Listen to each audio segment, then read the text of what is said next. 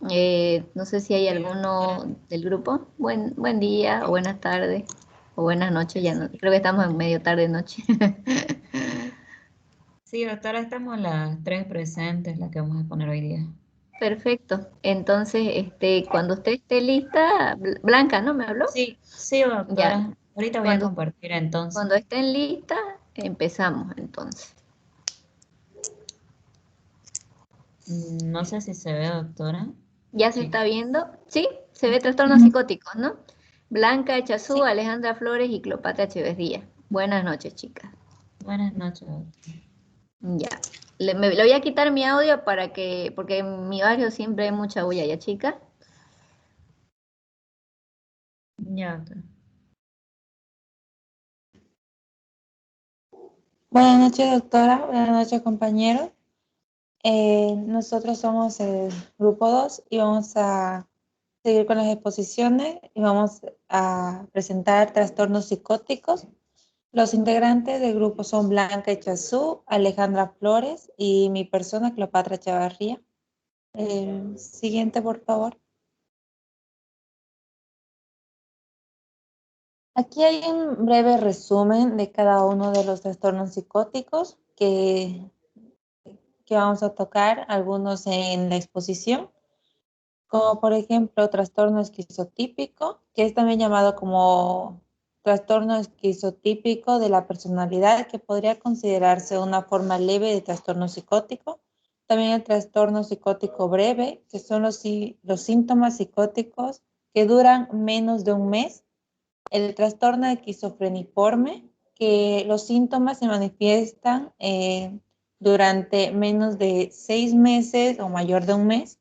Y la esquizofrenia, son las alteraciones que se mantienen durante 6 o más meses para poder diagnosticarse, ¿no?, como esquizofrenia. Eh, Trastorno esquizoafectivo, que además de los síntomas psicóticos clásicos, este trastorno cursa con alteraciones emocionales significativas, ya sea con depresión mayor o manía. La siguiente, por favor. Entonces, para empezar hablando sobre uno de los trastornos psicóticos muy importante y quizá más conocido, es la esquizofrenia. Y este trastorno psicótico es, en diferentes literaturas se puede tener diferentes definiciones, perdón. Por ejemplo, la DSM-5 lo trata como un síndrome psiquiátrico caracterizado por síntomas psicóticos de alucinaciones, delirios y lenguaje desorganizado, por síntomas negativos como disminución de la motivación y disminución de la expresividad, y por déficits cognitivos que involucran deterioro de funciones ejecutivas, memoria, velocidad de procesamiento mental. Y la OMS, que define a la esquizofrenia como un trastorno mental grave que afecta a más de 21 millones de personas en todo el mundo, se caracteriza por una distorsión del pensamiento, las percepciones, las emociones, el lenguaje, la conciencia de sí mismo y la conducta. Eh, Tanto en la definición de DSM-5 como la OMS podemos ver que ambos mencionan diferentes como síntomas que van a formar parte, van a ser una característica principal de la esquizofrenia, como aquellos que ya luego les voy a mostrar cómo se va diversificando como síntomas negativos, síntomas positivos, ¿ya? Entonces, en una definición de forma global, trata de que la esquizofrenia es una enfermedad compleja o un grupo de trastornos caracterizados por alucinaciones, ideas delirantes, trastornos conductuales, funcionamiento social alterado y síntomas coexistentes, en lo que suele ser un sensorio por lo demás claro. Es decir, que son muy notables en la persona, en la personalidad de aquel paciente que posee esquizofrenia. El siguiente, por favor. Entonces, para tomar en cuenta en la fase de la esquizofrenia, se divide en la fase prodrómica, que es cuando aparecen los síntomas subclínicos con retraimiento o aislamiento. En esta situación hay una distorsión de la percepción, ¿no? Y una desorganización del paciente. Puede tener ideas delirantes y alucinaciones, como también puede ser de forma aguda o brusca, que puede suceder en días, en semanas, o también puede ser de forma lenta o insidiosa, que puede ser durante muchos años. Ya, y también tiene la fase de psicosis temprana. Los síntomas son activos y a menudo presentan una gravedad máxima. En la fase intermedia, los periodos sintomáticos pueden ser episódicos, con exacerbaciones y remisiones identificables o continuos. Los defectos funcionales tienden a empeorar. Es decir, si no podemos diagnosticar de forma temprana ni podemos tratarla, hacer un tratamiento, un seguimiento de esta fase, entonces vamos a llevar al paciente a una severidad en la patología, va a empeorar. Entonces, en la fase tardía de la enfermedad, el patrón puede quedar establecido, pero existe una variabilidad considerable. La incapacidad puede mantenerse, empeorar o incluso disminuir. Es decir, que cuando una persona ya está en una fase tardía, entonces ya no puede seguir con su vida de forma normal o realizando eh, las actividades diarias que formarían parte del desarrollo, ¿no? De su vida, tanto alrededor de los demás como también para él mismo. El siguiente, por favor.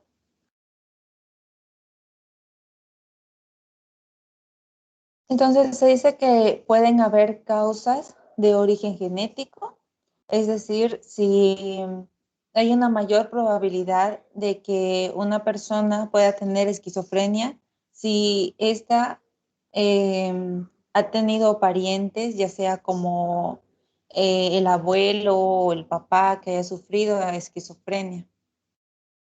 Química del cerebro, o como por ejemplo si hay una alteración en los neurotransmisores como la dopamina y el glutamato.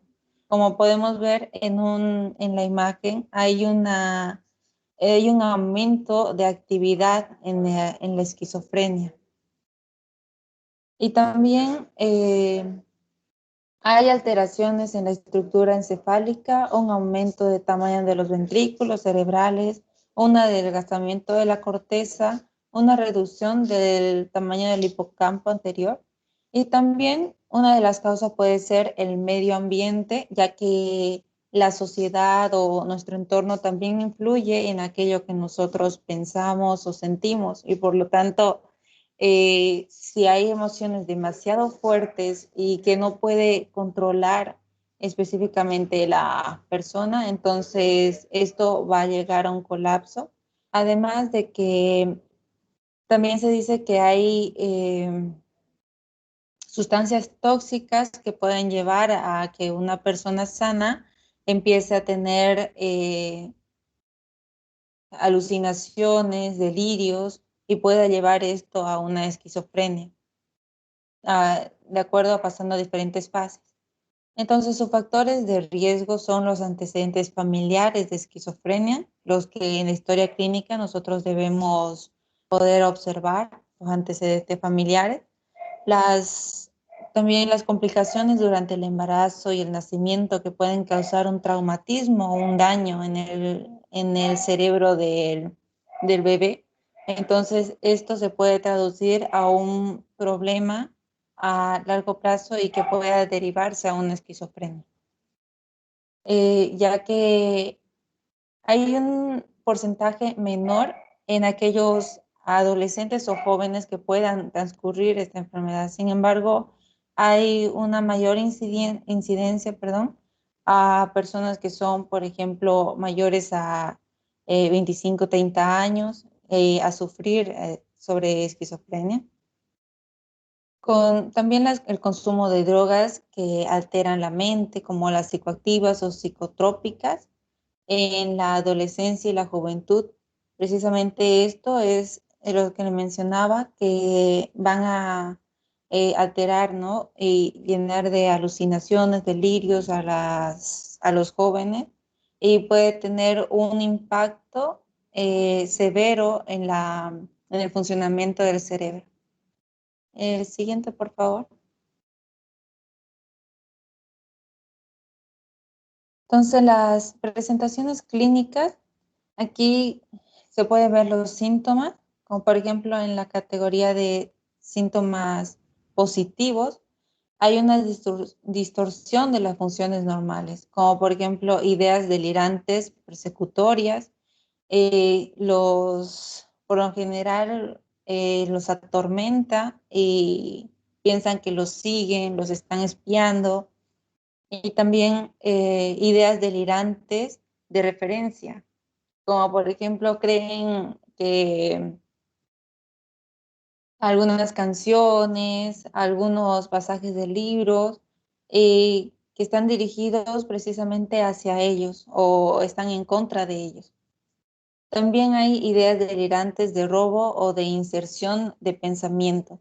Los pacientes creen que pueden leer su mente, es decir, como por ejemplo, algo que hemos visto como se ponen con unas tapas de aluminio o uno papel de aluminio en la parte de su cabeza, precisamente para evitar a que otras personas puedan leer sus pensamientos o tal vez ovnis o cosas de esa manera.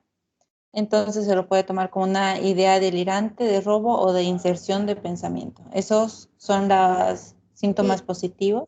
como decía, de esa también, inclusive también se presentan algunas veces con pensamientos así como dice Cleopatra, fantásticos, ¿no?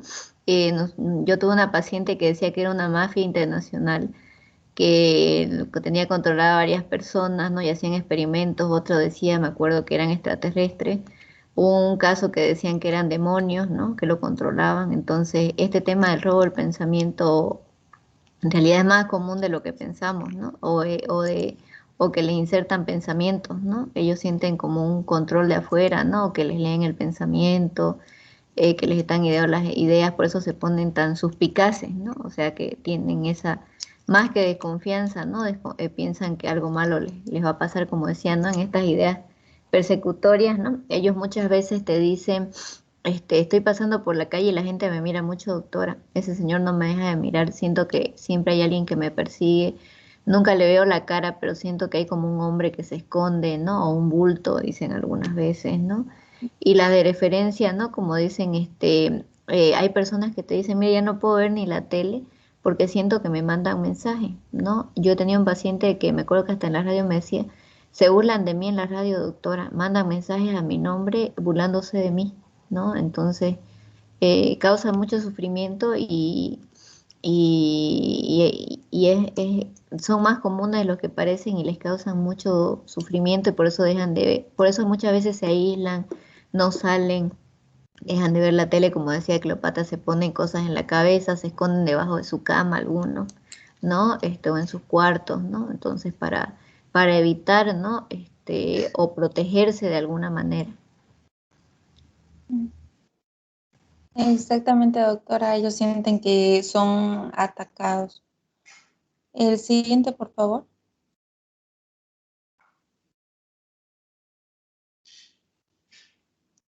Entonces, aquí vemos los síntomas negativos, que es una disminución o pérdida de las funciones normales y el estado afectivo. Eh, Hay diferentes aspectos como el afecto aplanado, que la persona es de forma inexpresiva, no te mira a los ojos, no hay hay una falta de expresividad, no puede, si bien se siente feliz o algo, no puede transmitirlo, se ve de una forma inexpresiva. Una pobreza del habla, ellos hablan muy poco, es pregunta y respuesta inmediata o simplemente dan una impresión de un vacío interior, que no te dicen exactamente aquello lo que tratan de transmitir. Anedonia, una falta de interés en las actividades y un aumento de otras actividades sin un fin concreto. Es decir, que al momento de realizar una actividad simplemente no pueden, no pueden terminarlo porque ya tienen otra actividad y otra actividad, y al final no tiene interés en ninguna de las actividades, pero aún así trata de abarcar más. Entonces, la falta de sociabilidad es una falta de interés de mantener relaciones, ¿no?, con los demás. Hay síntomas desorganizados que son trastornos del pensamiento y una conducta bizarra. Como por ejemplo, te pueden dar a entender, te pueden dar un discurso que se va a dirigir, digamos, a diferentes, por ejemplo, a una pantalla, y te está explicando cómo es la pantalla, y después habla de un perrito, luego habla de un vaso, y luego va pasando de un tema a otro, y luego habla, como la doctora mencionaba, sobre otras, sobre una organización, por ejemplo, o cosas así, que no tienen sentido ninguno, o un tema con el otro. Bueno, les Sin explico un embargo, poco. En el afecto aplanado, como decía, puede tener alegría o tristeza, porque inclusive en funerales se los ve como que no tienen sentimientos, ¿no?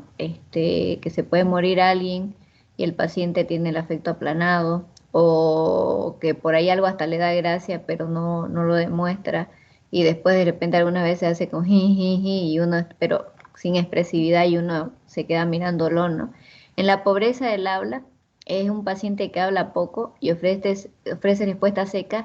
Cuando se habla del discurso lacónico, es un discurso especial. Mm, Algunas veces los tienen los esquizofrénicos, pero también los tienen mucho, usualmente, personas que han tenido un buen, ¿cómo les explico? El discurso lacónico no es tan fácil. No sé si han visto ustedes 300, creo que se los explica un poquito no me acuerdo si se los explica un poquito o lo vimos en medicina psicológica, pero ustedes vieron que en los 300, en esa película de Esparta, ¿no? De los espartanos, ellos hablaban poco, pero decían mucho, ¿no? Por ejemplo, hay una parte que la esposa le dice, ¿no?, a Leónidas, que creo que era el jefe, ¿no? Si vuelves, vuelve victorioso, si no, le da a entender de que era victoria o muerte, ¿no? Pero se lo dice en muy pocas palabras, ¿no? Lenguaje lacónico es ese lenguaje casi filosófico, ¿no? Que si ustedes lo ven, 300 lo van a encontrar mucho, porque en realidad los espartanos utilizaban mucho ese lenguaje, porque justamente Laconia era el lugar donde era Esparta, por eso se llama lacónico, ¿no?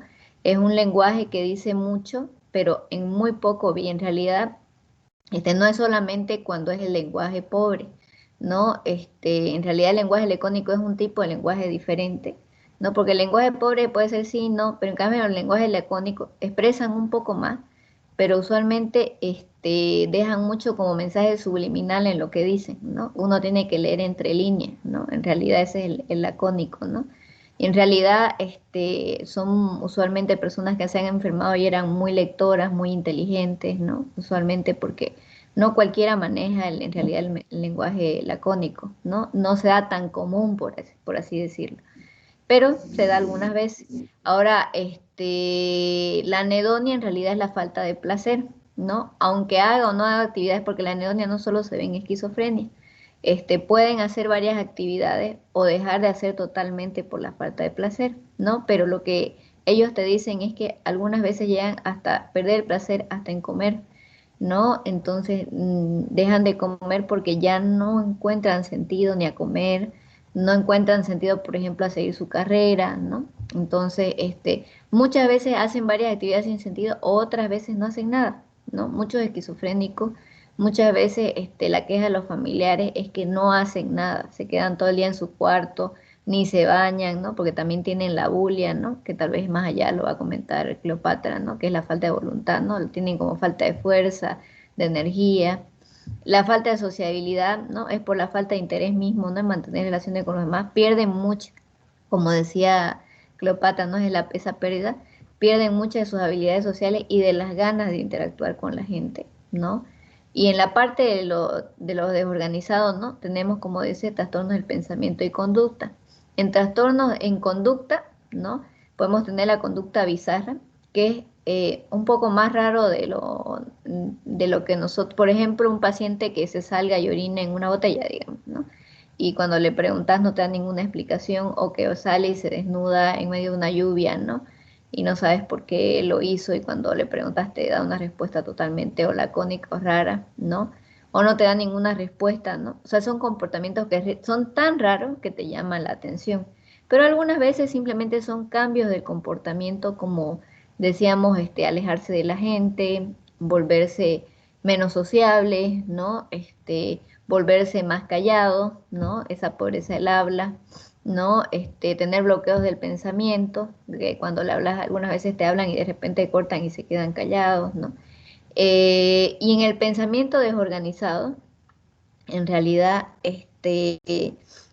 vamos, como hemos hablado en la anterior clase, el pensamiento se va desestructurando, ¿no? Y se va desorganizando, ¿no? Y en esto podemos verlo claramente en el lenguaje. Ustedes saben que nosotros tenemos la capacidad en pensamiento de formar ideas, pero estas ideas también las vamos uniendo una a otra. Por ejemplo, cuando yo les estoy explicando una historia, por ejemplo, de Esparta, ¿no? Yo les explico, esta historia se trata, ¿no? Del pueblo espartano cuando tuvo que pelear, ¿no? Con un imperio muy grande, ¿no? Y eran solo 300 hombres, pero a pesar de todo, les dieron batalla, ¿no? O sea, son varias ideas, pero todo cuenta una misma historia, ¿no? Yo sé que por ahí me olvido detalles, no me acuerdo exactamente, pero estamos hablando de un mismo mensaje. Eh, Cuando la persona todavía puede formar ideas, todavía tiene una cierta capacidad de formar ideas, pero las uniones de las ideas pueden ser laxas, como por ejemplo puedo decir, mi perro se escapó, porque estaba lloviendo mucho ese día, y llovía y llovía y llovía y llovía, y no sabe cómo tronaba y tronaba y tronaba, ¿no? Y pasaban muchos autos, ¿no? Y la noche se puso muy oscura, y había un borrachito que no dejaba de cantar, había un programa de televisión que sonaba muy fuerte, ¿me entienden? Algunas veces tiene cierta conexión, pero muy laxa, ¿no? Pero se van pasando y no logran dar el mensaje completo. ¿Me entiende? Cuando la conexión de las ideas es laxa. Pero algunas veces es tan laxa que son ideas totalmente diferentes. Por ejemplo, mi perro es grande, el día es luminoso, ¿no? Mi celular es bueno, ¿no? La clase está aburrida, ¿me entiende? O sea, son varias ideas sin conexión, ¿no? Ahí la unión está más laxa. Pero cuando hay más deterioro, las personas pueden inclusive a tener un lenguaje incoherente, o sea, solo decir palabras, digamos, ¿no? Rosa, plátano, computadora, luz, ¿me entienden? Ya no son capaces de formar ideas. Y en algunos casos, inclusive, dejan de hablar palabras, ¿no? Su lenguaje es totalmente incoherente e inentendible, ¿no? Ahí ya se ve un grado mucho mayor del pensamiento desorganizado. Son distintos tipos de discurso, ¿no? Y es importante entenderlo, ¿no? Porque hay este descarrilamiento, ¿no? De ideas, ¿no? O de ideas o unión de ideas laxa. Y también este trastorno, por ejemplo, de fuga de ideas, se lo llama mucho en trastorno bipolar, ¿no? Porque justamente aquí estamos viendo psicosis, como la esquizofrenia, que sus compañeros están explicándola para después ver las otras psicosis, ¿no? Diferentes. Pero, por ejemplo, en pacientes maníacos psicóticos se da mucho en el discurso la fuga de ideas, ¿no? Que se llama que van teniendo varias ideas, pero con uniones laxas, como se las estaba explicando. En el esquizofrénico puede ser más desorganizado, igual pueden tener, empezar con un mensaje de ahí y descarrilarse, ¿me entiende? Empezar bien y descarrilarse totalmente, ¿no? Que es el lenguaje descarrilado, ¿no? O llegar a un pensamiento tan desorganizado que no pueden ni unir ideas ni nada de eso, ¿no? Para que lo vayan entendiendo un poco. En el esquizofrénico es por la desorganización que sufre En el bipolar es por la distraibilidad, falta de atención, pero para que lo entiendan un poco a qué se refiere cuando el discurso se va por las ramas, ¿no? El que la unión de las ideas es laxa y dejan de formar un mensaje completo, ¿no? Son varias ideas, pero no siempre llegan al mensaje, ¿no? Para que lo entiendan un poco mejor. Ya, ahora sí, continuemos. Ya. Gracias, doctora. El siguiente, por favor.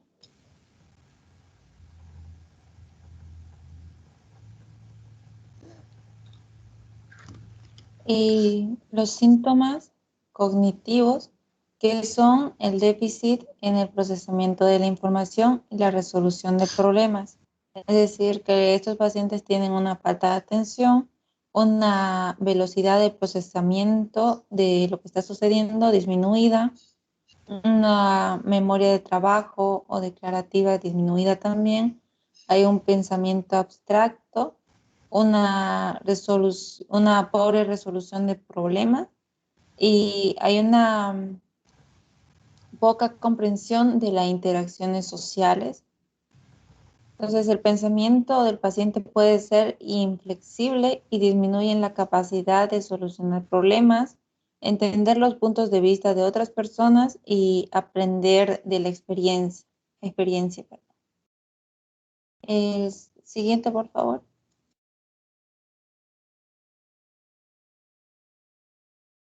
Entonces, esos serían los parámetros principales, como de los síntomas de la esquizofrenia, los síntomas positivos, los negativos, los desorganizados y los cognitivos. Pero, sin embargo, de forma global, se toma en cuenta estos síntomas que son las alucinaciones, ver o escuchar cosas que no existen, la fantasía, creencias falsas sin base a la realidad, los pensamientos desorganizados, el discurso que la doctora bien nos explicó, respuestas no relacionadas a las preguntas o conversación. El paciente tiene delirios, hay trastornos graves en el pensamiento y trastornos graves en el comportamiento.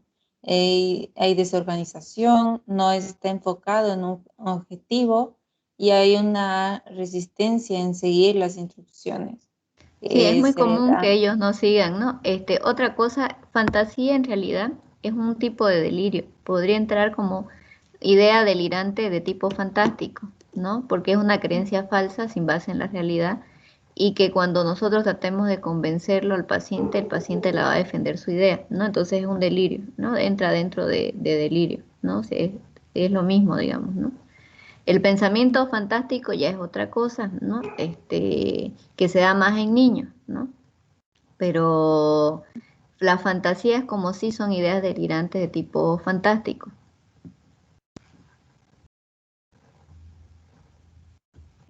Siguiente, por favor. Gracias, doctora.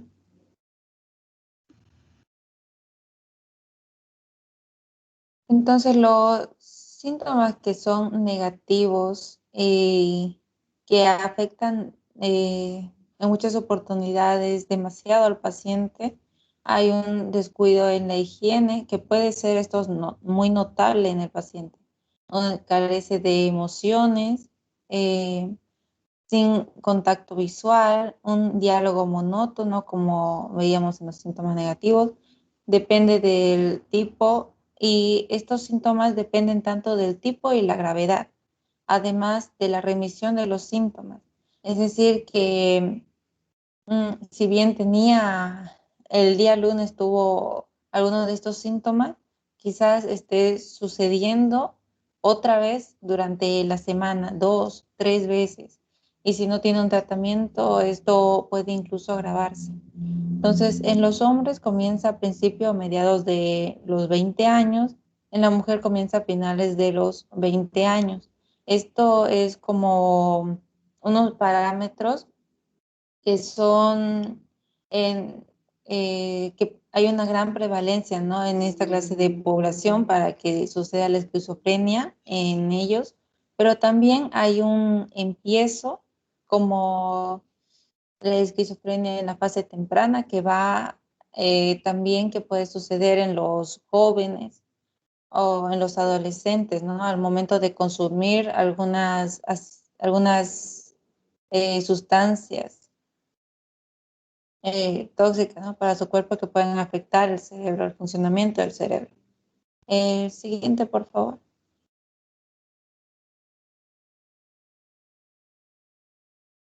Entonces, al momento de hacer un diagnóstico, lo que nosotros debemos realizar es tratar de descartar, porque como sabemos, un paciente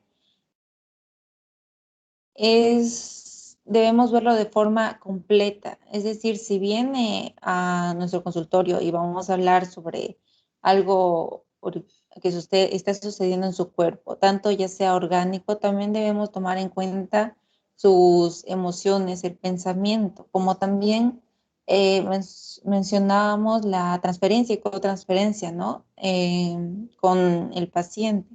Entonces, para poder realizar un diagnóstico certero y completo, tenemos que descartar ciertas enfermedades que puedan suceder en su organismo, como por ejemplo eh, algunas patologías de base que pueden estar influyendo en en un problema mental, o también que simplemente sea un problema ya sea orgánico o que esté producido por algunos medicamentos como efecto secundario. Entonces nosotros debemos descartar esto, además de descartar diagnósticos diferenciales.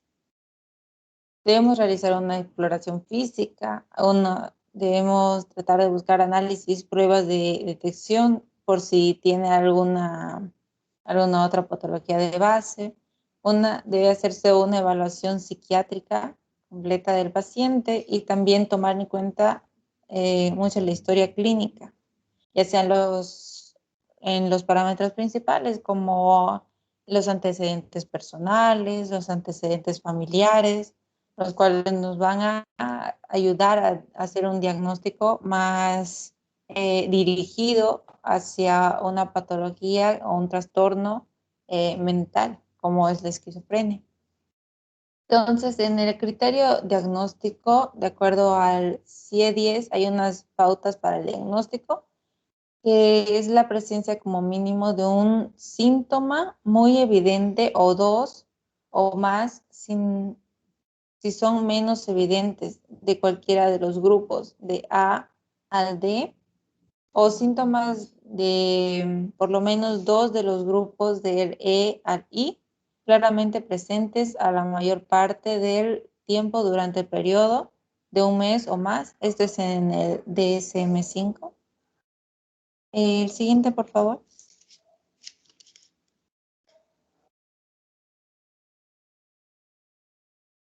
Entonces, estos son los criterios diagnósticos que nos van a ayudar a diagnosticar sobre esquizofrenia en CIE-10. Por ejemplo, como veíamos el primer parámetro de uno o dos criterios, tres, del A a la D, que es eco, robo, inserción del pensamiento o difusión del mismo. B, que son ideas delirantes, de ser controlado, de influencia o de pasividad. El C, que son voces alucinatorias. D, ideas delirantes, persistentes. En este caso podemos ver que si no están bien definidas, entonces se puede agregar un criterio que puede ser dos o tres criterios para poder diagnosticar de esquizofrenia. Entonces también hay la E, que son alucinaciones persistentes de cualquier modalidad. F, interpolaciones o bloqueos en el curso del pensamiento que da lugar a un lenguaje divagatorio, disgregado, incoherente. Y G, que es una manifestaciones catatónicas como excitación, posturas características o flexibilidad seria, negativismo, mutismo, stupor. H, síntomas negativos, como ya, como ya vimos, el afecto aplanado, la pobreza en el habla, anedonia, falta de sociabilidad. También y un cambio consistente y significativo de la realidad general de algunos aspectos de la conducta personal, como una falta de objetivos, ociosidad, estar absorto y aislamiento social. Entonces, estos son los criterios que toma en cuenta para el diagnóstico de esquizofrenia, el CIE-10. El siguiente, por favor.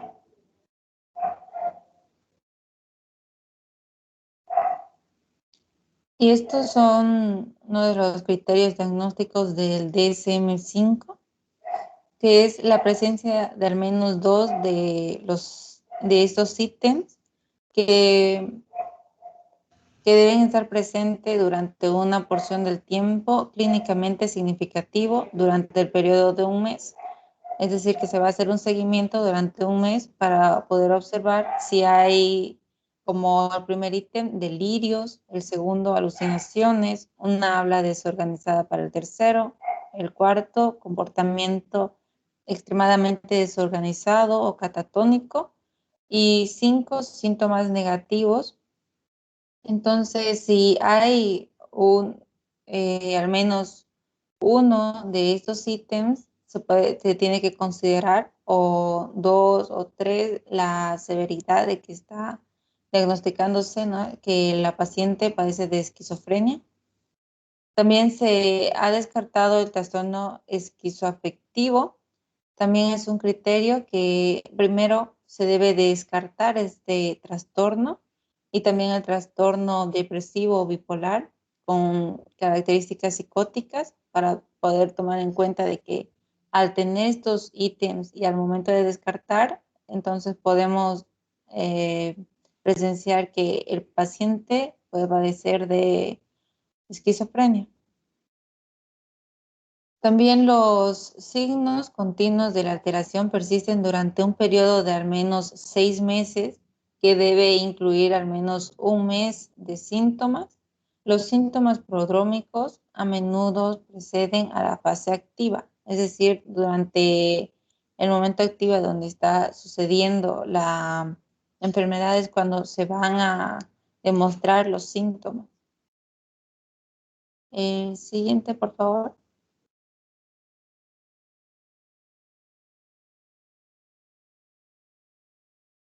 Entonces, para el tratamiento debemos tomar dos tipos de tratamientos, como son el farmacológico y el no farmacológico. Y en el farmacológico son los agentes antipsicóticos, los que se debe usar en el paciente. En los no farmacológicos son una rehabilitación que incluye una terapia cognitiva, un entrenamiento basado en la comunidad y servicios de apoyo para el paciente, una psicoterapia orientada al entrenamiento de la resiliencia.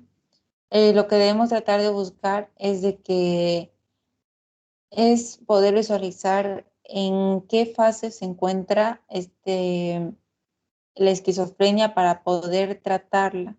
Mientras más rápido nosotros podamos detectarlo, entonces va a ser más fácil y más eh, rápida poder tener un control sobre la enfermedad y poder obtener una mejoría en el paciente.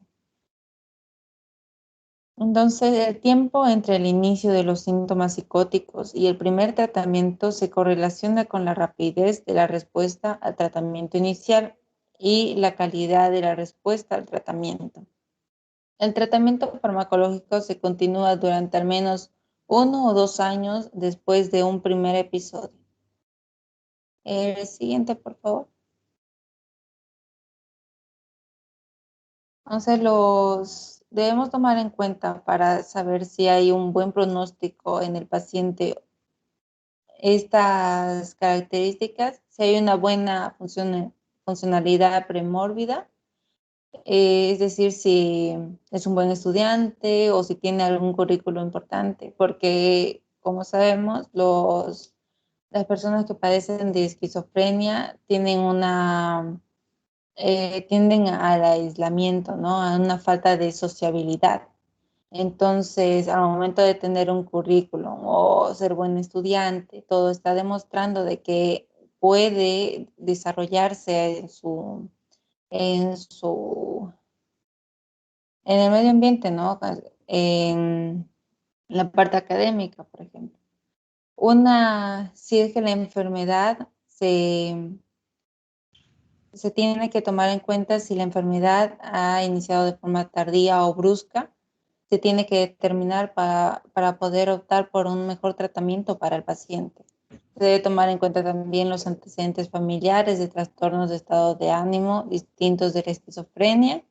Se debe tomar en cuenta también si es que si no ha tenido, digo, familiares o, por ejemplo, su padre o su abuelo no han tenido ningún problema con ningún trastorno, ya sea un trastorno psicótico o que haya sufrido esquizofrenia, entonces esto aumenta para un buen pronóstico del paciente. Si hay un deterioro cognitivo mínimo, si hay pocos síntomas negativos, una menor duración de la psicosis no tratada. Y los factores asociados con un mal pronóstico son una edad precoz en el momento del inicio, una mala funcionalidad antes de la enfermedad, antecedentes familiares de esquizofrenia, muchos síntomas negativos, una psicosis no tratada de larga duración. Los hombres tienen una evolución peor que las mujeres y estas responden mejor al tratamiento con fármacos antipsicóticos. El siguiente, por favor.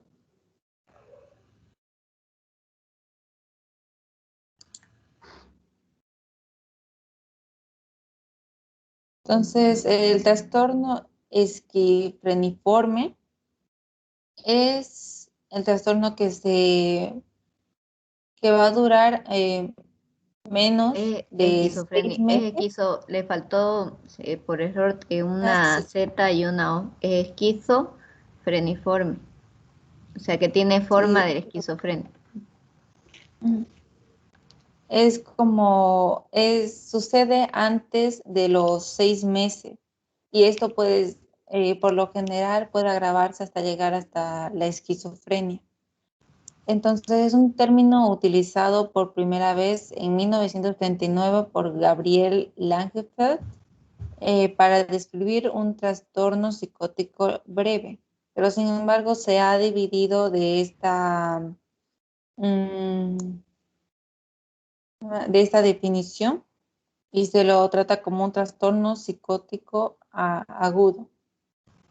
Hay una presencia de síntomas de esquizofrenia y no han transcurrido los 6 meses que se requiere para el diagnóstico de esquizofrenia. Entonces se habla de este trastorno esquizofreniforme como de forma provisional. Y es un alrededor de 60-80% de los pacientes que pueden progresar a una esquizofrenia, es decir, que tienen una gran probabilidad de poder padecer esquizofrenia si esto no es tratado, si no es diagnosticado o tratado de la mejor manera. La siguiente, por favor.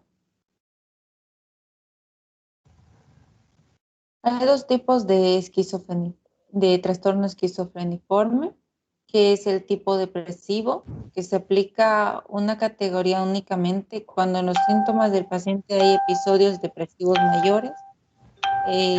Hay tipo bipolar, que se aplica esta clasificación cuando el cuadro se debe a un episodio maníaco o un episodio mixto.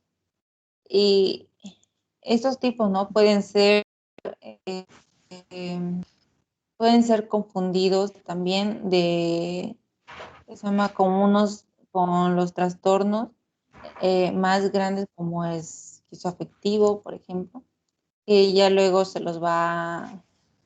Mi compañera se los va a explicar. El siguiente, por favor.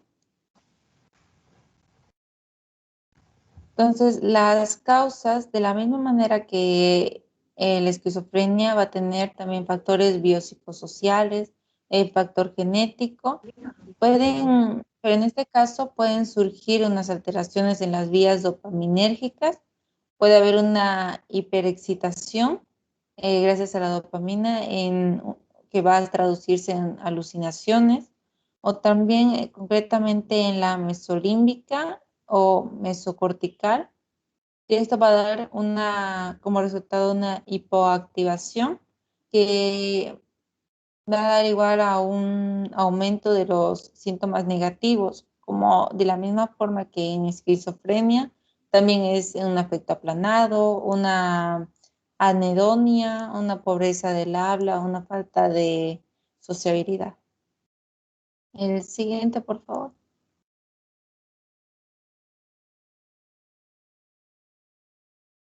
Entonces, en la presentación clínica hay un aumento de actividad. Como esto es de tipo depresivo, tipo bipolar, y, está, y es de forma brusca, entonces hay una impulsividad, es como mm, una acumulación de ideas, de pensamientos y que llevan a las alucinaciones que pueda tener el paciente. Puede sufrir delirios, puede tener un discurso alterado también. Es decir, que estas personas incluso pueden llegar a ser agresivas cuando se encuentran en este tiempo de trastorno esquizofreniforme. El siguiente, por favor. O también pueden tener tanto ser de forma tan agresivas como también de forma muy depresiva. Entonces, para el diagnóstico, también debemos descartar un diagnóstico diferencial, también debemos descartar si tiene alguna patología de base, también se debe hacer una exploración física, debe realizarse un análisis y prueba de detección por si está con alguna sustancia en su organismo, una evaluación psiquiátrica, un examen mental. También se debe realizar una historia clínica, ya que también se debe enfatizar mucho en la parte de los antecedentes, ¿no? Los antecedentes familiares, en los hábitos de vida que tiene el paciente, su ocupación, ya que eso nos va a ayudar a reflejar si esta persona tiene un trabajo y cómo se está desarrollando en él. Entonces, en los criterios se puede tomar que un episodio de trastorno incluida en la fase prodrómica, activa y residual dura al menos un mes, pero menos de 6 meses. Cuando el diagnóstico debe hacerse sin esperar a la remisión, se calificará como provisional. Es decir, antes que vuelvan a suceder los síntomas, entonces se tiene que tomarlo como trastorno esquizofreniforme provisional. El siguiente, por favor.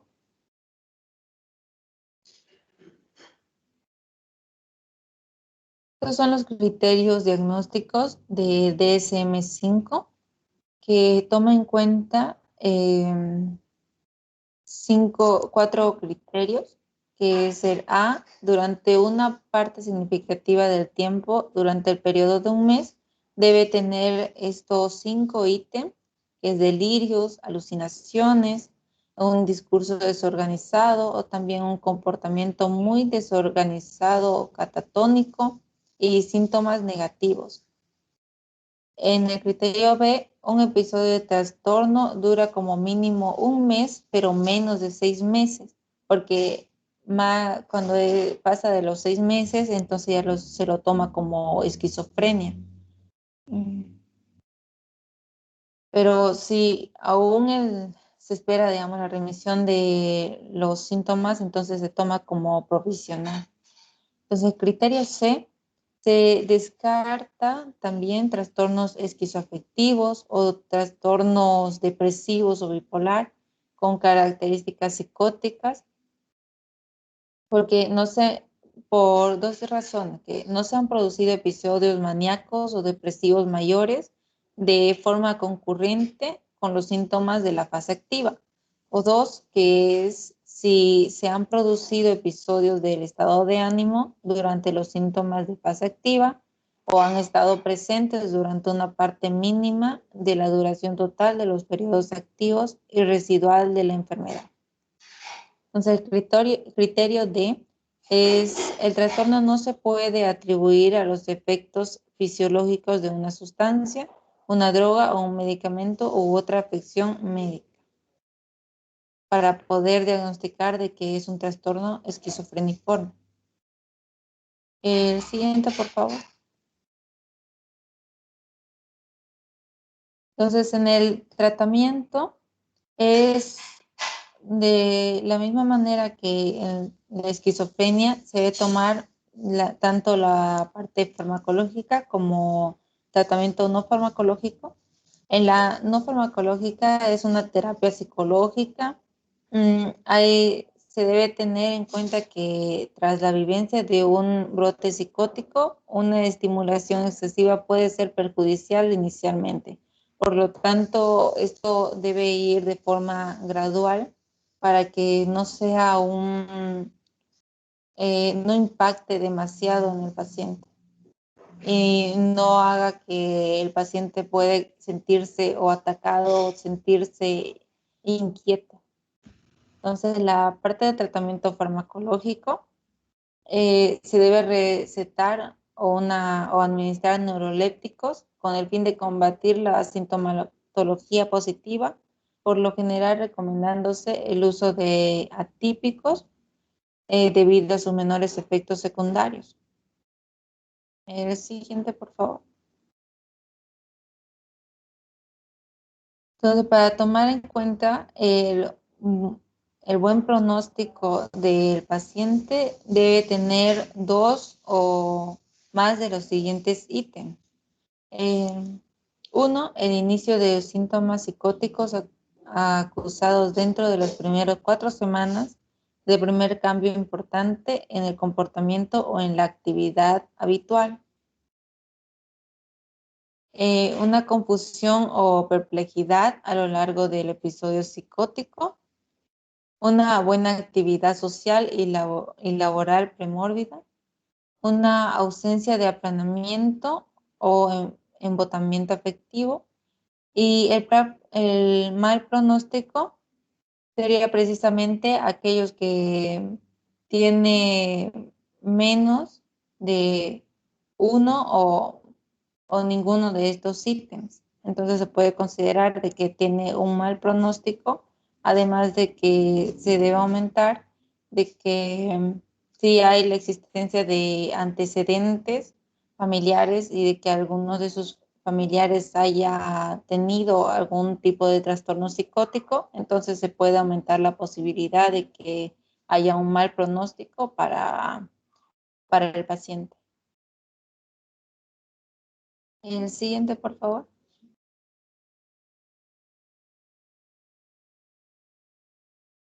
Gracias, doctora. Le toca a mi compañera Blanca Echazú.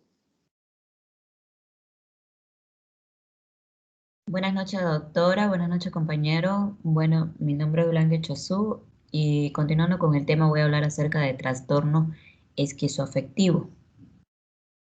Bueno, una definición acerca de este trastorno es que es un trastorno con rasgos concomitantes tanto de esquizofrenia como de trastorno de estado de ánimo, lo cual no permite hacer un diagnóstico por separado. Eh, en los sistemas diagnósticos actuales, el trastorno esquizoafectivo puede catalogarse en una de las 6 categorías.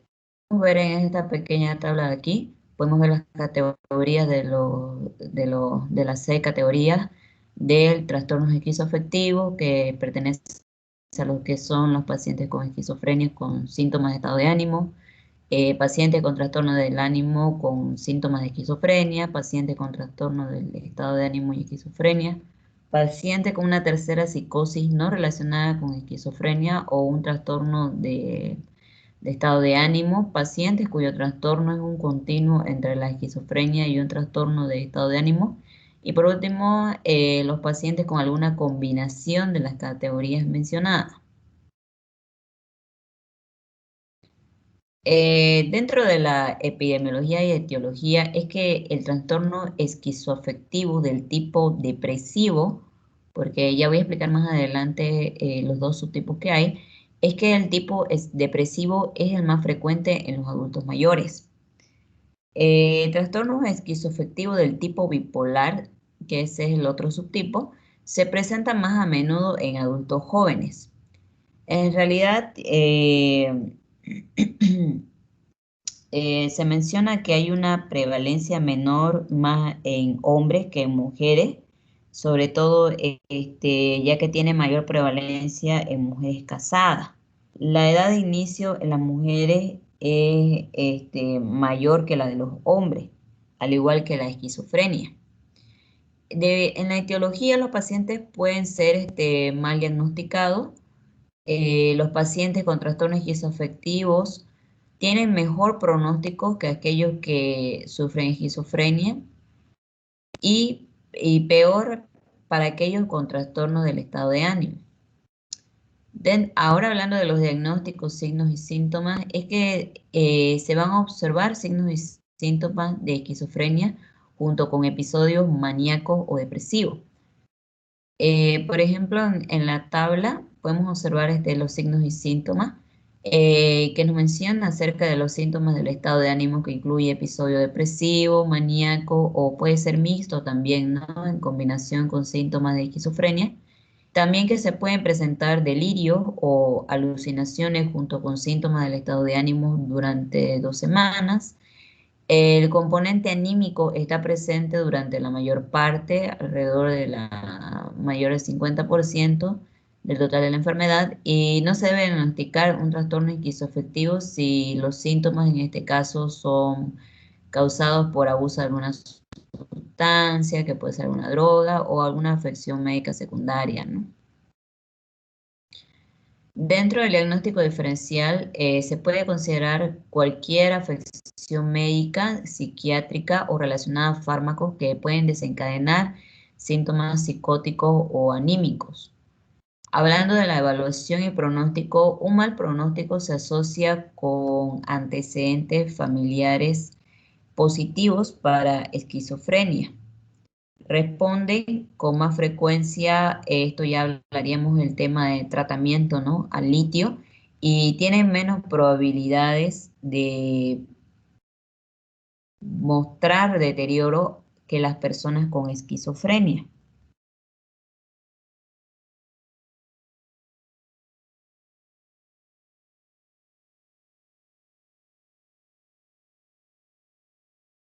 Ya.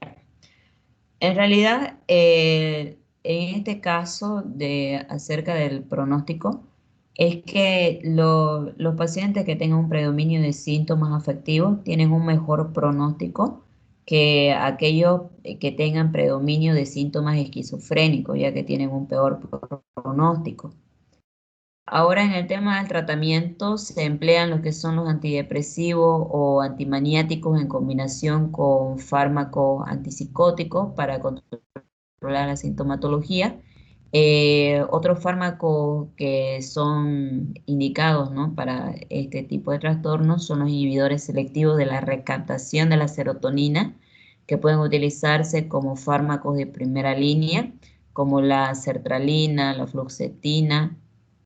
Y en caso de manía, se debe considerar el uso de la terapia electroconvulsiva, ¿no? Como podemos observar aquí en imagen, cómo es que va a ser la terapia.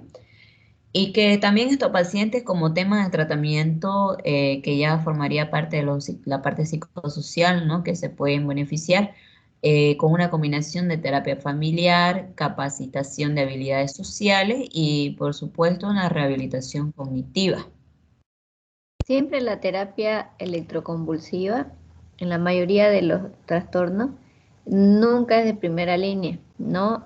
Usualmente es la última línea cuando ha pasado la parte farmacológica, se ha tenido un tiempo o combinación de medicamentos y se ve que la manía es muy marcada con la psicosis y tal vez hay mucha agitación psicomotriz, fatiga, ¿no? Y no se lo está logrando controlar al paciente y está tardando mucho, ¿no? En esos casos ya se piensa en la terapia electroconvulsiva y en el caso, por ejemplo, que esté muy deprimido, ¿no? Si el paciente presenta un riesgo suicida muy fuerte, ¿no? Porque como vemos en este paciente va a tener síntomas no solo de psicosis, sino del estado del ánimo, por eso se dan antidepresivos o estabilizadores del humor como el litio y antipsicóticos, ¿no? Pero también si está más en una fase depresiva y tiene ideas suicidas y una impulsividad para el suicidio, ¿no? Que se ve mucho peligro y no se lo está pudiendo controlar.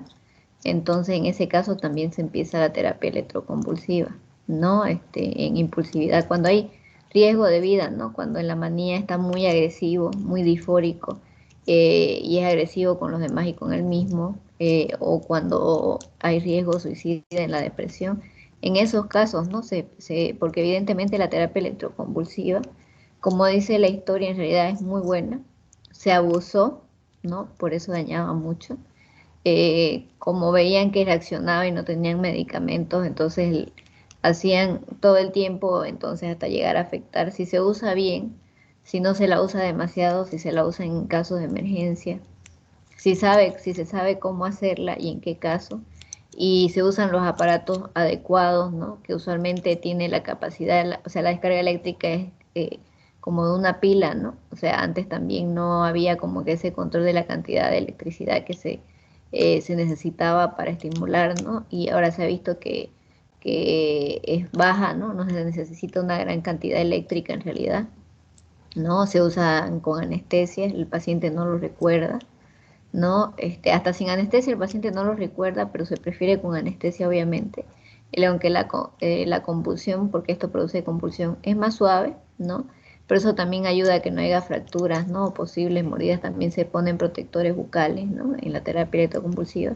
Pero se busca que la persona tenga, como el propofol, por ejemplo, se trabaja con anestesiólogo, se trabaja con un equipo, ¿no? Que tienen que estar los médicos, tiene que estar el médico general, el anestesiólogo, se tiene que controlar, el anestesiólogo tiene que estar listo para dar también asistencia respiratoria si es necesario, obviamente, ¿no? Entonces, se trata de que sea algo que el paciente no recuerde, que prácticamente se durmió en un momento y se le da la descarga no la, o sea, no la recuerda.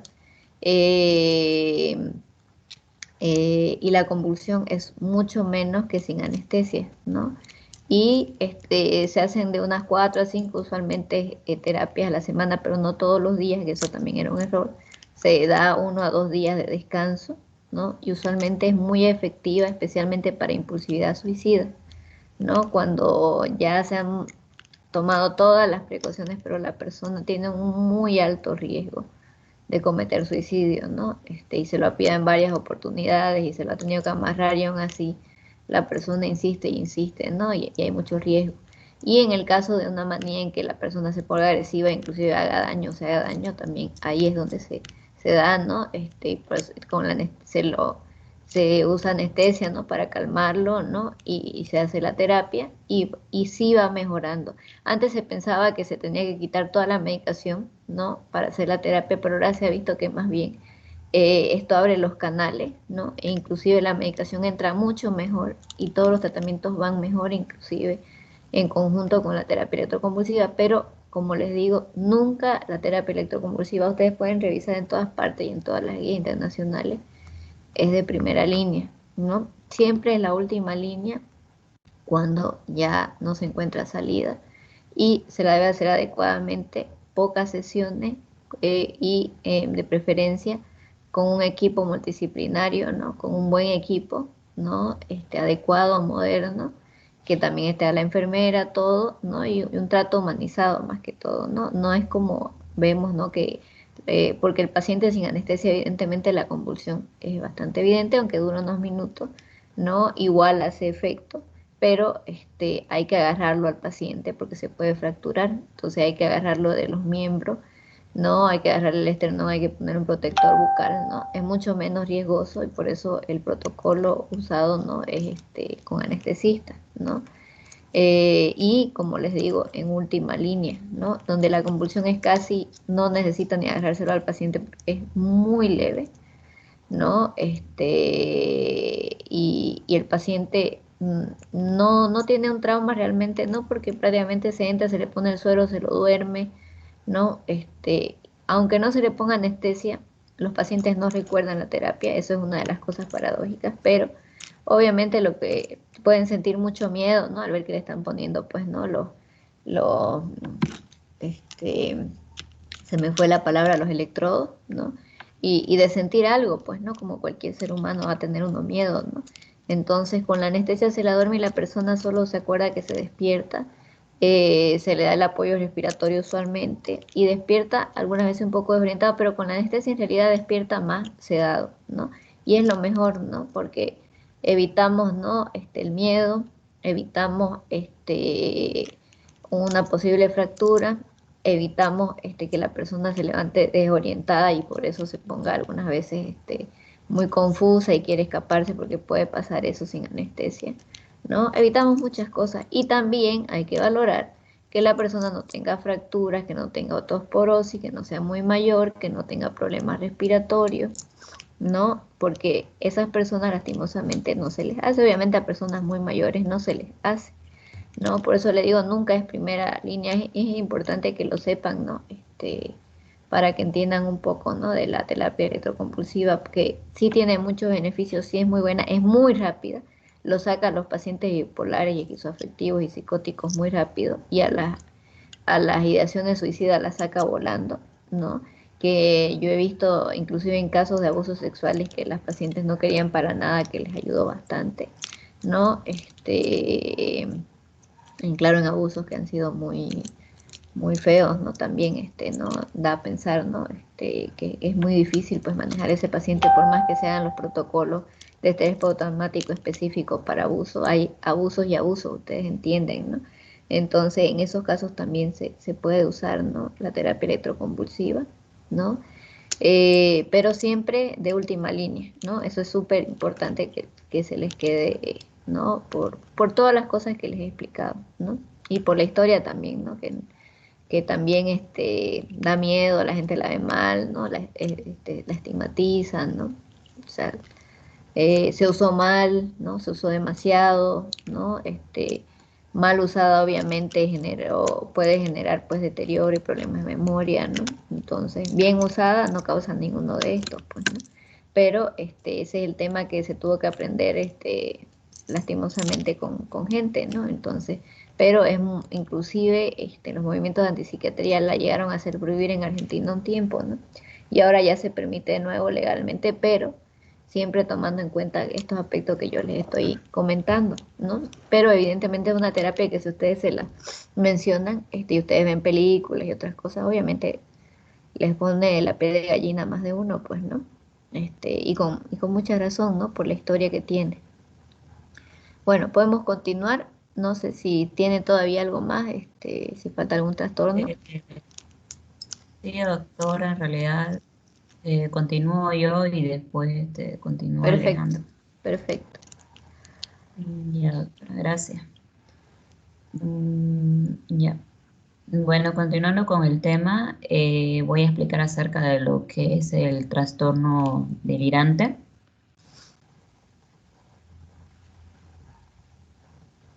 Ya.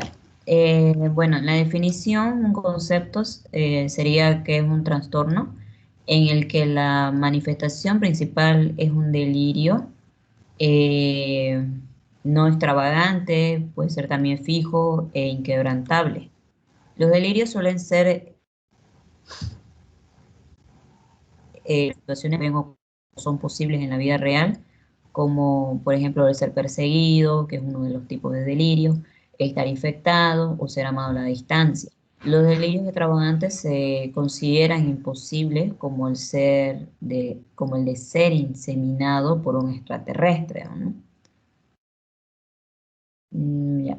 Bueno, ahora hablando acerca de la epidemiología, no solamente representa el 1 al 2% de las hospitalizaciones, la mediana edad de inicio es cerca de los 40 años y es más predominante en mujeres.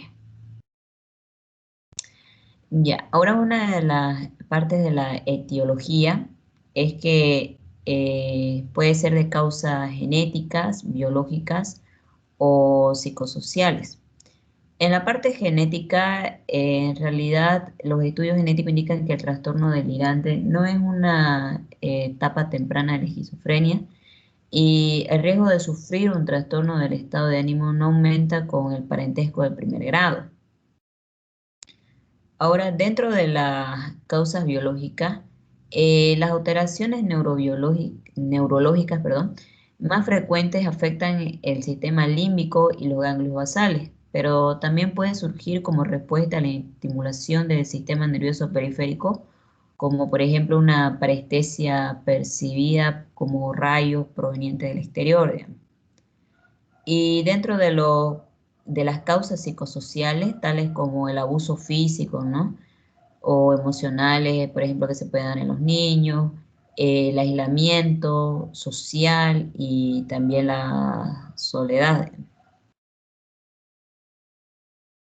Ya. Dentro de las pruebas diagnósticas y psicológicas, no existen pruebas de laboratorios que pueden confirmar el diagnóstico y con respecto a las pruebas psicológicas proyectivas revelan una preocupación con temas paranoides o de grandeza, que es uno de los tipos de delirio, por ejemplo, y así como cuestiones de inferioridad, falta de adaptación y ansiedad. Factores psicodinámicos. Dentro de estos factores psicodinámicos podemos tener lo que es la negación, la formación reactiva, la proyección. Son mecanismos de defensa utilizados por los pacientes con trastornos delirantes, siendo el principal el que es de la proyección, digamos, el principal mecanismo que utilizan. Los pacientes niegan sentimientos inaceptables, en su contrario, mediante una formación reactiva y proyectan sentimiento inaceptable hacia lo demás. Ahora, hablando de los tipos de delirio, por ejemplo, nosotros tenemos el que es el persecutorio, en el cual los pacientes están convencidos de que son perseguidos o que se encuentran en peligro. Estas creencias se asocian con quejas, irritabilidad e ira. Entonces ellos pueden creer que son víctimas, por ejemplo, de un complot organizado, creen que son perseguidos, su teléfono está intervenido, ¿no? O cualquier otra idea que sea relacionada, ¿no? Con la persecución. Ahora otro tipo de delirio que tenemos es el celotípico, que es conocido también o llamado como la paranoia conyugal, que es cuando el delirio se limita al delirio de que el cónyuge es infiel. El síndrome de Otelo, que es y que generalmente afecta a los hombres. Entonces, erróneamente creen que su cónyuge o amante les es infiel, ¿no? Basándose con frecuencia en claves misteriosas que pueden encontrar que parecen que ellos encuentran por todas partes. Y es cierto este del delirio, no se puede dar en las mujeres el celotípico también, pero en los hombres saben por qué es muy común. Se da mucho en los hombres mayores que han consumido mucho alcohol. En ellos se encuentra también un tipo de demencia, pero muchos hombres que han consumido mucho tiempo alcohol empiezan a tener este delirio celotípico, ¿no? Como antes el hombre consumía mucho más alcohol, todavía se ve que sigue siendo, ¿no?, la persona que tiene más celotipia. Ahora hay muchas mujeres igual con celotipia, pero no necesariamente tiene que estar relacionado al alcohol, ¿no? Pero se veía que como el hombre consumía mucho más alcohol, se degeneraba más el cerebro, ¿no? Y tenía mucha tendencia a este delirio, ¿no? Todavía hasta el día de hoy yo he visto muchos, ancianitos o hombres mayores, ¿no? Que después de haber sido alcohólicos y de que la esposa todavía le aguantó todas las adicciones, no empiezan con su delirio celotípico, ¿no? Se da más, yo he visto que la relación tiene mucho que ver con el alcohol, por eso es que se da mayormente en hombres, ¿no? No significa que la mujer no lo pueda presentar, ¿no? Pero aumenta mucho históricamente por el consumo de alcohol, ¿no? Y en alcohólicos se da muchísimo este delirio celotípico. Bueno, puede continuar, Blanca. Ya, doctora, gracias. Ya, otros tipos de delirio, por ejemplo, también el que tenemos el erotomaníaco, en el cual el paciente cree que alguien, por lo general una persona de mayor nivel socioeconómico, está enamorado de él o ella, ¿no? Y que generalmente en este caso afecta mayormente a las mujeres. En realidad estos pacientes creen que de modo erróneo que una persona en especial está profundamente enamorada de ellos. Por ejemplo, una estrella de cine, un político o también que puede ser un profesor universitario. Otro tipo de delirio es el somático, que consiste en la creencia que el paciente padece una enfermedad. Ellos pueden creer, por ejemplo, que tienen alguna enfermedad horrible o que se están muriendo. Por ejemplo, como la imagen lo explica, ¿no? Que ellos pueden estar, se quejan de que están infestados por insectos y parásitos. Y este es bien, ¿cómo le digo? Difícil de diagnosticar porque se puede confundir mucho con con el trastorno que ahora se llama de ansiedad por enfermedad o los hipocondríacos, ¿no? Hay que hacer esa de entre la idea hipocondríaca y cuando es delirante esa diferencia, ¿no? Y que algunas veces al principio confunden, ¿no? Porque en realidad el paciente delirante, aunque ustedes no crean, puede ser muy funcional a pesar de su delirio y cuando ya es que su delirio es muy fuerte, ya es que la familia ya se da cuenta y los llevan a consulta, ¿no? Porque al principio ellos lo esconden mucho su delirio y viven su doble realidad. Ya les voy a explicar un poquito mejor ahorita para que lo entiendan. Sigamos, sí. Ya, gracias, doctora. Otro tipo de delirio son los de grandeza, en el que los pacientes piensan que tienen poderes especiales o que son deidades. Por ejemplo, ellos pueden creer que son, como ya lo he mencionado, especiales o que tienen talentos o habilidades muy importantes. Ellos pueden pasar mucho tiempo trabajando en ideas para grandes invenciones que pueden ellos creer que representarían beneficio para la humanidad. Ya.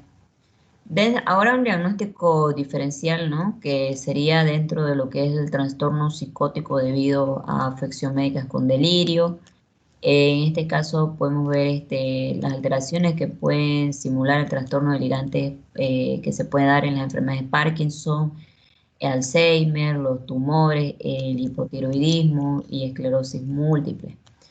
Ahora, hablando de los trastornos psicóticos inducidos por sustancias, medicamentos con delirio, bueno, en este caso ya estaríamos hablando de la intoxicación por simpáticos miméticos, ¿no? Como las anfetaminas, también la marihuana, que pueden producir síntomas delirantes, trastornos de personalidad paranoide, en el cual no hay delirios reales, pero sí ideas sobrevaloradas al borde del ser delirante. Dentro igual de la esquizofrenia paranoide, que están las alucinaciones auditivas predominantes, los delirios son más extravagantes en este caso. Otro diagnóstico diferencial sería el trastorno de depresión mayor, en donde los pacientes deprimidos pueden tener delirios paranoides secundarios a un trastorno depresivo mayor. Y otro diagnóstico diferencial sería el trastorno bipolar 1, en donde los pacientes maniáticos pueden tener delirios de grandeza o paranoides claramente secundarios al trastorno del estado de ánimo primario. Bueno, y aquí es un cuadro, ¿no? De lo que acabo de explicar, que pueden ser posibles etiologías médicas que pueden dar lugar a los síndromes delirantes. Ya, con respecto a la evolución y pronóstico, se considera un diagnóstico considerablemente estable. El 50% de ellos han demostrado una recuperación en seguimiento a largo plazo, 20% una reducción de los síntomas, el 30% no muestra ningún cambio. Un pronóstico favorable se asocia con niveles altos de adaptación ocupacional, social y funcional. Los pacientes con delirios de grandeza y celotípicos tienen mejor pronóstico que frente a los otros tipos de delirio, ¿no? Bueno, les explico para que lo diferenciemos antes de ir al tratamiento. El trastorno delirante, como dice claramente, es basado netamente en el delirio, ¿no? O sea, es más delirante que otra cosa. Puede tener alucinaciones, pero como decía Blanca, no como la esquizofrenia, que son mucho más vívidas, ¿no? O sea, pueden mencionarlas, pero algunas veces escuchan, digamos, alucinaciones simples, ¿no? O alguna voz, pero no lo vemos con la conducta alucinatoria, ¿no? De hablar con las voces, esas cosas. El paciente más que todo tiene ideas delirantes que muchas veces al principio van empezando a poquito, cuando algo que siempre me decía mi profesor, me acuerdo, ¿no? Y que es verdad, cuando la psicosis se muestra es que la psicosis ya es vieja, o sea, por eso tenemos hasta en la esquizofrenia la etapa prodrómica, ¿no? O sea, esa psicosis se ha ido cocinando, ¿no? A fuego lento, podríamos decirlo, ¿no? Y en este caso, este tipo de psicosis se va cocinando igual despacito y puede empezar con, como decía Blanca, por un problema legal, ¿no? O que realmente le hagan bullying a la persona por abusos, ¿no? Y que de repente la persona, por ejemplo, por una herencia, ¿no? Haya peleado mucho con sus hermanos y le hayan hecho mucho daño, pero de repente después del juicio siguen juiciando a otras personas y sigue hasta que la familia se da cuenta que está con un trastorno delirante porque es una cuestión de ideas, más que todo. O sea, puede llegar a tener alucinaciones, pero no en la misma intensidad que el esquizofrénico, ¿no? Y esta es una persona que puede tener su deterioro y sus cosas, pero más que todo es porque se mete mucho en su delirio. Cuando se lo trata a este paciente, ¿no? Usualmente baja bastante el delirio, usualmente no desaparece, pero baja, y la persona se vuelve muy funcional, ¿no? O sea, porque no tiene el mismo deterioro que la esquizofrenia, tampoco tiene el deterioro afectivo, ¿no? Ellos pueden estar con su familia, inclusive son muy convincentes con su delirio, ¿no? Por ejemplo, una persona te dice, esta persona me está haciendo daño, ¿no? De- y te lo explica y como muchas veces sus delirios, como decía Blanca, tienen una base de un problema anterior, es creíble, ¿no? Pero también hay delirios de grandeza, ¿no? Y celotípicos, ¿no? Pero los de celos igual te lo explican de una forma que hasta te lo pueden hacer hasta de confiar de que la pareja de verdad, digamos, no le haya cometido celos. Pero con un buen tratamiento, estos pacientes tienen mucho mejor pronóstico que el esquizoafectivo y la esquizofrenia, ¿no? Se adaptan muy bien, prácticamente, como dicen, se tiene que diferenciar de la personalidad paranoide, que son ideas sobrevaloradas, que es otro de los tipos de ideas, en que hay ideas, ¿no? Raras, ¿no? Que son algunas veces irracionales, pero la diferencia con el delirio es que son reducibles con la lógica, o sea, uno les explica lógicamente. Digamos, por ejemplo, ¿será que te miró o no será que le llamaste la atención o no será que está ocupado o simplemente está ahí? O sea, le buscas una manera lógica sin pelearte con él, obviamente. Y la persona dice, puede ser, está, pero mira, o sea, te puede discutir un poco o lo puede defender su delirio, pero te das cuenta de que llega a dudar, ¿no? En cambio, el paciente cuando ya está en delirio no lo duda su delirio, es irrefutable a la lógica, o sea, no hay forma de convencerlo, ¿no? Ahí ya está delirante, ¿no? Y en estos pacientes, como les digo, pueden fingir algunas veces y ocultar mucho tiempo su delirio, ellos tenérselo guardadito ahí, ¿no? Y ya mostrarlo, ya cuando ya no ya crece y se muestra la enfermedad, es cuando ya ese delirio creció, ¿no? Y evidentemente algunas veces hay síntomas, alucinaciones y otras cosas, pero no tan marcadas. Siempre el síntoma más marcado es el delirio, ¿no? Acuérdense, trastorno, por eso es trastorno delirante. Lo que ustedes van a ver muy claro en él es el delirio y cuando se le da medicación usualmente, como ustedes ven, no es un gran porcentaje en la psicosis, ¿no? Los pocos pacientes que yo he visto reaccionan, como dice, pues el 50% tiene una recuperación. Los pocos pacientes que yo he visto reaccionan muy bien al tratamiento, aunque quede la cola del delirio, ¿no?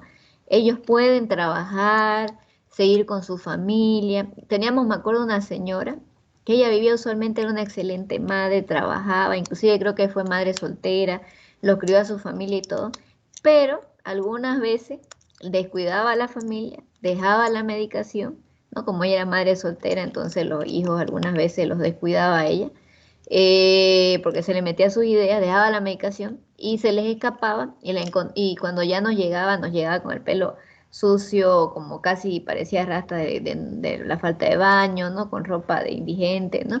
Y la familia la tenía que traer así siempre, digamos, ¿no? Y se le daba tratamiento y aunque no crean el cambio, era la señora cambiaba totalmente, ¿no? Porque inclusive se robaba cosas de los otros pacientes, ¿no? Y creía que eran de ellos, era una paciente muy interesante de la parte delirante, pero ella no hablaba de alucinaciones ni nada de eso, era netamente delirante, de que le robaban las cosas y todo eso, y que todo era de ella además. Tomaba la medicación, miren, y se recuperaba en semana y media, la señora era increíble.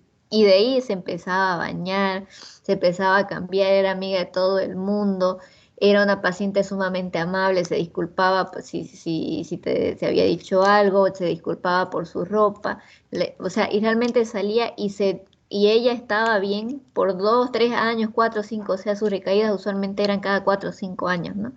Pero ella era totalmente funcional con el tratamiento cuando no lo dejaba, solo que descuidaba a la familia y dejaba la medicación y ahí volvía, ¿no? Pero era netamente delirante, ¿no? Y con la medicación ella era muy, muy funcional, ¿no? Y no se bañaba porque decía que le iban a perseguir en el baño y todo eso. O sea, todo iba alrededor de su delirio. Y evidentemente en la paranoia ya hemos visto que hay síntomas positivos, negativos, pero además tiene un delirio, como decía esta Blanca, sistematizado, estructurado, es muy sistematizado. O sea, es un delirio mucho más complejo. Los trastornos delirantes son bien convincentes y todo, pero los delirios de la esquizofrenia podemos decir que son más ricos, más complejos, ¿no? Cuando llegan a confiar en vos y a contártelo los delirios, vos te sorprendés lo estructurado, especialmente el paranoide. Ahora, también hay que mencionar que la esquizofrenia tipo paranoide es la que tiene mejor pronóstico, ¿no? Porque la persona es la que menos se desestructura cognitivamente, ¿no? Entonces eso también es importante mencionar, ¿no? La esquizofrenia tipo paranoide es la que tiene mejor pronóstico, ¿no? Desorganiza menos a la persona, ¿no? Pero básicamente esa es la diferencia, ¿no? El delirante su base es el delirio, ¿no? Más que lo sensorial y lo demás, es el delirio lo que predomina en este trastorno, ¿no? Y con un buen tratamiento usualmente ellos van espectacular, ¿no? Y tienen un excelente pronóstico.